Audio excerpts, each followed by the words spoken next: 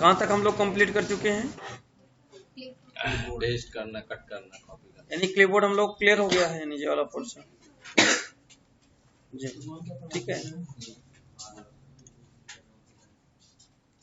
तो हम लोग आज सीखेंगे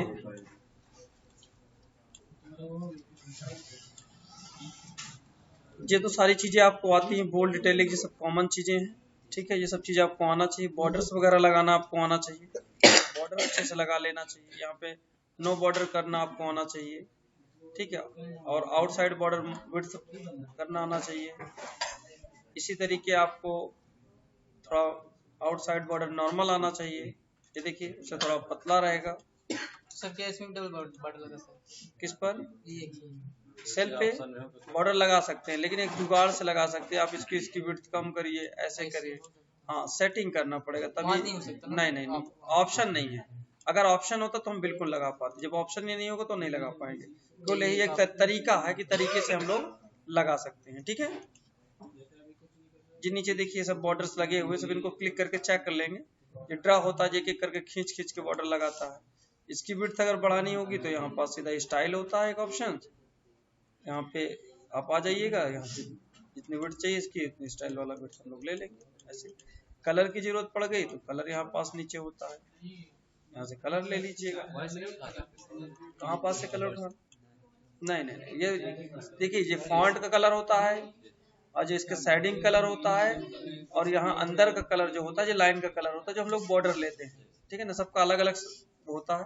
ये ड्रॉ बॉर्डर ग्रिड होता है, एक बार में हम लोग यहाँ से ड्रैग कर लेते हैं जहां तक आपको मर्जी, वहां तक आप अपने हिसाब से ऐसे भी खींच सकते हैं। ये देखिए ऐसे जैसे आपको चाहिए उस तरीके आप यहाँ ऐसे सेट कर सकते हैं। तो ये होता है बॉर्डर, इसी के नीचे होता है रेजर, बॉर्डर को रेज करता है, एक बार में ऐसे पकड़ लीजिए सारा रेज कर देगा, ठीक है।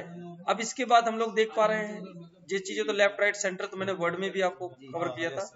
ये देखिए यहाँ इसकी कॉलम विड्थ यहाँ से बड़ा छोटा करने के लिए यहाँ से बड़ा घटा सकते भी हैं, और उसके बाद देखिए ये मिडिल में रखेगा, ये टॉप से रखेगा, ये देखिए जी, इसको आप सिलेक्शन करिएगा और देखिएगा ये मिडिल में रहेगा ऐसे, ये ठीक है।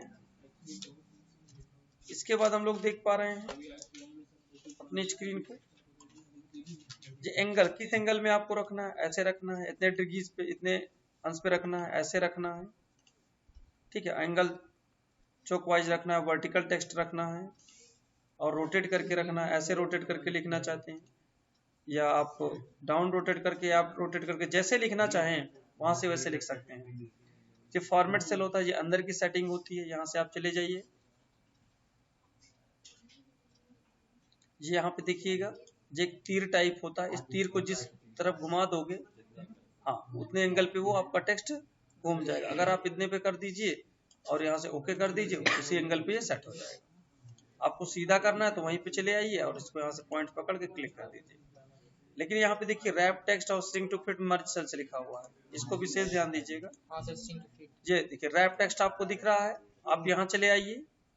यहाँ आने के बाद आप देखिए जैसे मैं कोई चीज लिख रहा हूँ, जैसे मैंने लिखा इंटरनेशनल, इंटरनेशनल, अब मैं चाहता हूँ कि कंप्यूटर नीचे लिख जाए इसी के, अगर मैं इंटर करता हूँ तो दूसरी सेल में आ जाता है, लेकिन हम चाहते हैं कि ये कहने का मतलब है वहीं पर लिख जाए, तो उसके लिए विशेष ध्यान, यहाँ से रैप करिएगा और जैसे आप अल्ट के साथ यहाँ इंटर करिएगा तो वहीं पे आपका कंप्यूटर सेंटर लिख जाएगा। ये रैप का मतलब होता है यहाँ पास, और सीधा कर देंगे तो सीधा सीधा लिख जाएगा। मर्ज सेल्स आप लोग यहाँ सिलेक्शन दीजिए। जब मर्ज सेल्स होता है, मर्ज सेल्स का मतलब होता है सभी सेलों को मिलाना, एक कई सेलों को एक सेल बनाना, तो ये देखिए, और यहाँ से अनमर्ज कर देंगे, पुनः सारा कुछ वैसे ही सेट हो जाएगा। हम लोग यहाँ देख रहे हैं ये मर्ज क्रॉस होता है, इससे सिर्फ कॉलम कॉलम मर्ज होंगे, ना कि रो नहीं होगी, ठीक है ना। ये देखिए ओनली कॉलम कॉलम हो रहे हैं, थोड़ा विशेष देखिए, यहाँ पे चले जाइए बॉर्डर सेट कर लीजिए, पता चल जाएगा इससे ऐसे। तो ये होता है मर्ज क्रॉस का काम, वन मर्ज से फिर से पुनः हम उसी कंडीशन पे आ जाए। अब देखिए आपके पास यहाँ पे देखिए डॉलर, परसेंटेज, ये किसी भी तरीके लिखने का काम करता है। आप इसे हटा दीजिए और अपनी स्थिति में फिर आ जाइए यहीं पास। अब देखिए ये डॉलर रूप में आप लिख सकते हैं, किसी भी संख्या को आप डॉलर में दिखा सकते हैं, किसी विदेशी कंट्री के अनुसार, परसेंटेज रूप में देख सकते हैं, कॉमा लगा सकते हैं, और यहाँ पे आप डेसिमल वैल्यू इंक्रीज डिक्रीज कर सकते हैं। ये देखिए इंक्रीज डिक्रीज करना होता है, पॉइंट्स के बाद वैल्यू को बढ़ा। यहाँ पे अगर हम चाहते हैं कि अपनी करेंसी के अनुसार अगर आपको चाहते हैं इंक्रीज मतलब डेसिमल डिक्रीज होता है, डिक्रीज से यहाँ पे क्या होता है कि जो पॉइंट्स में अगर जो कोई वैल्यू दी होती है उसको हटाने का काम करता है। और अगर यहाँ पर जैसे हम लोगों ने देखिए लिखिए, जैसे हम लोगों ने यहाँ लिखा 55 रुपए 50 पैसे, अब इसको हमें हटाना है तो यहाँ से हम लोग इसको हटा सकते हैं, मतलब एक डेसिमल वैल्यू में बनाना इसको होता है। हाँ करेक्ट टाइप वैल्यू। तो ये क्लियर हो गया। और हम कभी कभी ऐसी जरूरत पड़ जाती है कि हम लोग कोई भी वैल्यू डालें और डेट में बदल जाए, तो उसके लिए यहाँ पे देखिए ऑप्शंस होते हैं, डेट का ऑप्शन मिलेगा, शॉर्ट डेट, लॉन्ग डेट, आप यहाँ क्लिक कर लीजिए। अगर आप कोई वैल्यू देते हैं, कुछ भी वैल्यू आप लिखते हैं तो वो एक डेट में कन्वर्ट हो जाएगी, ठीक है। कोई भी वैल्यू आप ले लीजिए।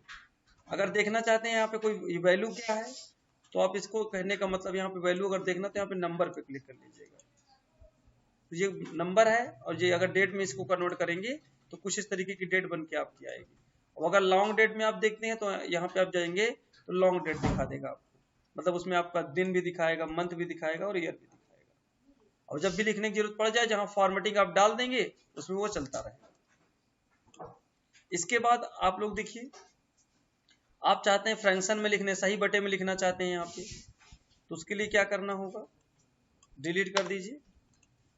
और अगर आप इस रेंज में लिखना चाहते हैं तो आप यहाँ फ्रैक्शन यूज कर लीजिए, यहाँ से ऐसे, और आप लिखेंगे 2 पॉइंट, जैसे आपको लिखना 5 है तो 2.5 भी आप लिखेंगे, देखिए ऐसे लिख जाएगा 2.5, और 2.5 ऐसे करके जैसे आपने लिखा 2.5 मतलब 2.5 करके अगर आप इसको जोड़ेंगे तो ऐड भी हो जाएगा कुछ ऐसे।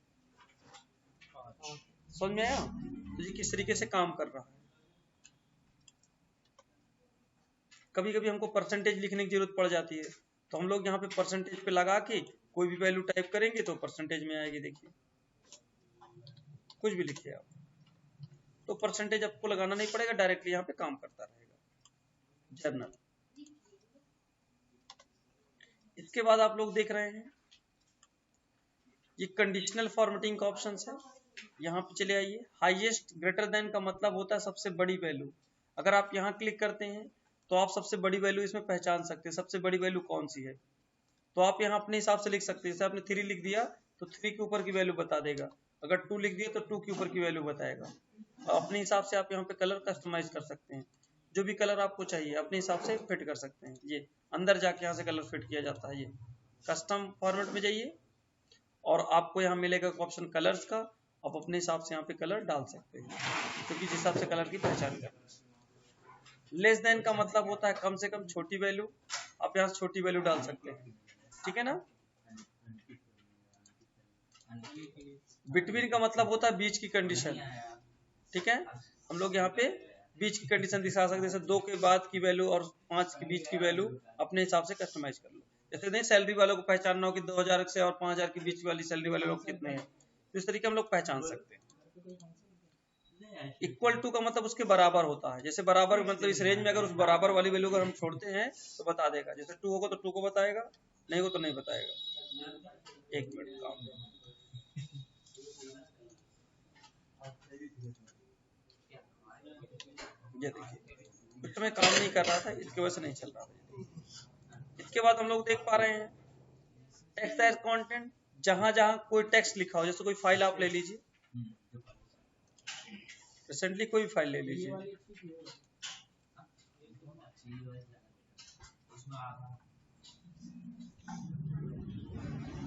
जैसे ये देखिए मैं यहाँ पे ढूंढना चाहता हूँ, टेक्स्ट में गए, मुझे ढूंढना है कि थोर कहाँ लिखा है, या टी वाले लोग कितने हैं, या एच वाले लोग कितने हैं, एम वाले लोग कितने हैं, क्यू वाले लोग कितने हैं, क्यू वाला कोई नहीं है, आर वाले लोग कितने हैं, तो ये अपने हिसाब से पहचान सकते हैं, ठीक है ना। इतना करने के बाद डेट के लिए होता है, यहाँ से डेट डाल सकते हैं।